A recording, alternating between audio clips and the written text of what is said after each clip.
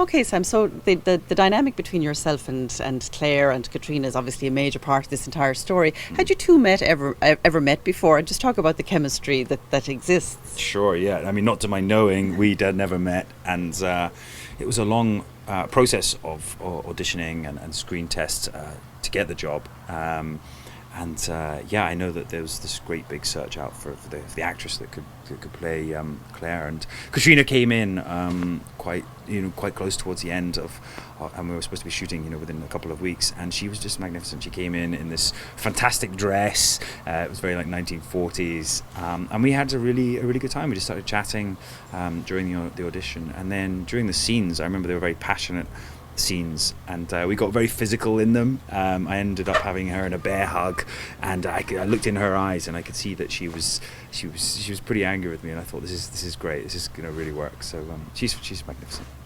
And there's clearly a great pleasure in how the fans have responded to the show and what you're hearing about tourism figures and everything else. But nevertheless, it must feel like quite a burden in some ways. I mean, a kind of a high-class burden. But just talk about, the mantle of the role that you're carrying and how symbolically important the novel has become for contemporary Scotland. Yeah, I mean, the show has done really well for Scotland.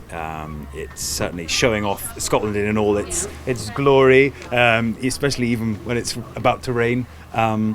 So I think I'm delighted that our show has been seen as a great icon for Scotland, and I'm glad that also the Scottish people have really taken it to heart. There's we have great actors, we've got great craftsmen, great crew, and I think it's employing a lot of people. It's bringing a lot of industry into Scotland, and I think I'm delighted that it's been such a success.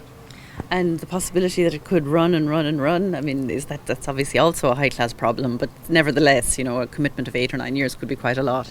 It would be a terrible thing to burden to have to bear, if this was to run.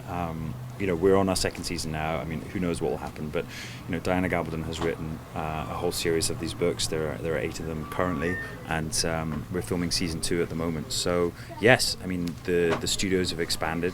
We've got purpose-built studios in the centre of Scotland, and hopefully, it keeps to get bigger. And finally, the devotion of the fans is quite legendary. What's the strangest thing that's happened to you so far, or the most, unconventional encounter you've had with an Outlander fan?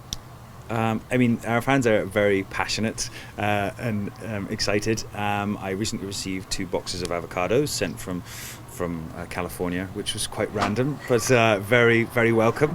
I woke up once on a flight and had a fan sort of towering over me asking for an autograph, which was quite bizarre. But generally our fans are, they are fantastic. They're very big-hearted, and they've embraced us, which we love, and we hope that they continue to enjoy the show. And they're all married to you. Yeah, well, is that the case? Great. I keep hearing that they keep talking about our Jamie. Well, I'm glad that they don't want to have a divorce just yet.